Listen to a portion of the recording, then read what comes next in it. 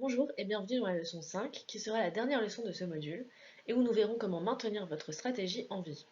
Nous nous formerons aussi à la durabilité et à la pérennité de votre entreprise. Cette leçon abordera trois sujets qui sont le cycle de Deming, le développement continu, les méthodes et techniques d'engagement et d'observation du client, et l'analyse des risques. Voyons à présent le cycle de Deming. Le cycle de Deming est une méthode similaire à ce que nous avons partiellement examiné dans les leçons précédentes, où nous traitions de comment maintenir la stratégie au sein de la structure, ainsi que ses processus, ses activités et son efficacité. Il y a 4 étapes principales dans ce cycle qui sont 1. Planifier, 2. Développer, 3. Contrôler, 4. Ajuster et poursuivre. Ce cycle contribue à garder notre planification stratégique continue et ininterrompue. N'oubliez pas qu'il ne s'agit pas uniquement du résultat, mais du processus. Maintenez-le continu, ininterrompu dans sa mise en œuvre et, tout aussi important, dans son amélioration. Dans ce deuxième sujet, nous verrons comment l'engagement du client est utilisé comme une technique de durabilité de la stratégie. Dans la leçon précédente, nous avons appris comment impliquer l'équipe dans la planification stratégique et sa préparation. Nous l'avons presque considérée comme plus importante que les clients. Pour autant, il ne faut surtout pas négliger l'observation et l'engagement des clients. Vous devez tenir compte de ce que pensent et ressentent vos clients et de la manière dont leurs besoins et souhaits sont satisfaits. Rappelez-vous le concept de coproduction que nous avons abordé dans les leçons 1 et 2, où le service d'un prestataire, il s'agit ici de votre entreprise sociale, produit et fournit des services en collaboration avec les clients. Produire et fournir font ici également partie de l'amélioration des services. Je suggérerais donc de placer l'engagement client, l'enquête, l'observation et autres engagements dans votre carte stratégique. Faites des enquêtes, appuyez-vous sur les indicateurs, sur certaines tâches spécifiques ou non de votre stratégie visant à engager les clients. Voyez comment tous ces éléments s'intègrent dans votre objectif, votre mission ou votre vision. Rappelez-vous de l'efficacité tactique de la leçon précédente et laissez les clients non seulement évaluer votre stratégie et votre façon de faire les choses, mais également de s'y engager. Soyez ouverts à leurs suggestions, concentrez-vous non seulement sur les suggestions visant à améliorer quelque chose, mais accordez aussi la même attention aux aspects que les clients évaluent comme déjà compétents. Les meilleurs aspects ou les bonnes pratiques peuvent tout autant améliorer d'autres tactiques et activités de votre entreprise. Par expérience, d'excellents résultats peuvent provenir en réalité de l'observation plutôt que de l'enquête. Observez le comportement du client sans l'interrompre ou l'influencer lorsqu'il répond à certaines de vos questions, mais aussi son engagement et son utilisation répétée des services qu'il pourrait utiliser. Considérez aussi ce qui constitue pour vous un client heureux, ainsi que les circonstances ou les activités que vous réalisez, les résultats ou les indicateurs que vous obtenez et qui constituent un client heureux. Ces observations vous permettront probablement déjà de formuler vos éléments de stratégie. Enfin, parlons à présent de l'analyse des risques, qui est un outil important pour maintenir votre stratégie en vie et éviter les désagréments. Tout au long de l'évolution de votre entreprise, vous serez amené à créer un processus distinct et unique de gestion des risques avec ses propres outils et instruments.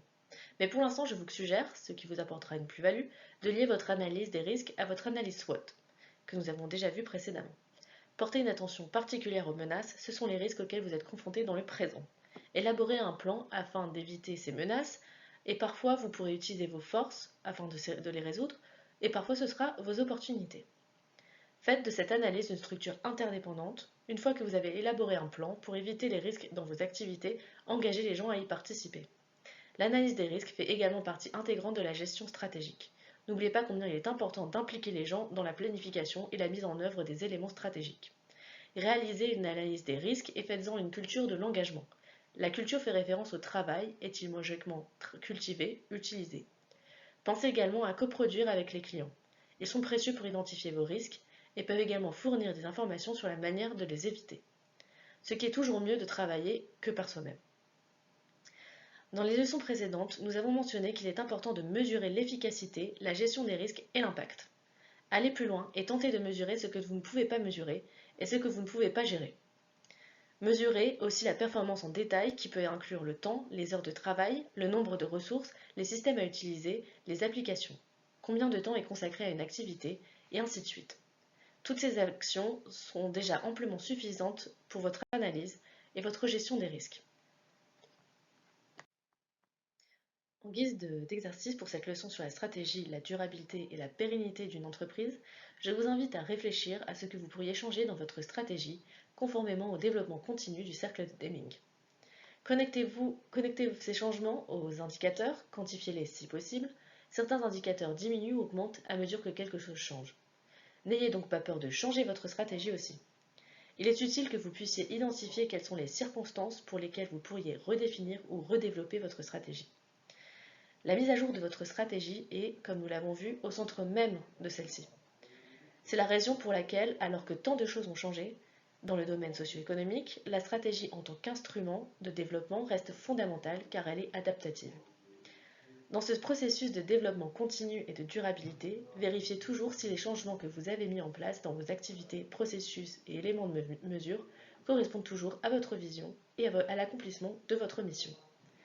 Rappelons que ces deux éléments sont quasiment immuables dans votre stratégie. Nous arrivons à la fin de ce module 3. Tout au long de ce cours, nous avons examiné la stratégie, la planification stratégique et la mise en œuvre. Nous avons également examiné l'évolution de ces idées, pour quelles raisons et comment la stratégie a émergé. Nous avons examiné pourquoi elle reste fondamentale dans la co-gouvernance sociétale, et nous avons explicité en quoi l'entrepreneuriat social est en parfait accord avec la stratégie Blue Ocean, notamment grâce à la création de relations partenariales avec les entreprises et les institutions publiques. Nous avons examiné les principes, les méthodes et les outils de la stratégie et de sa planification.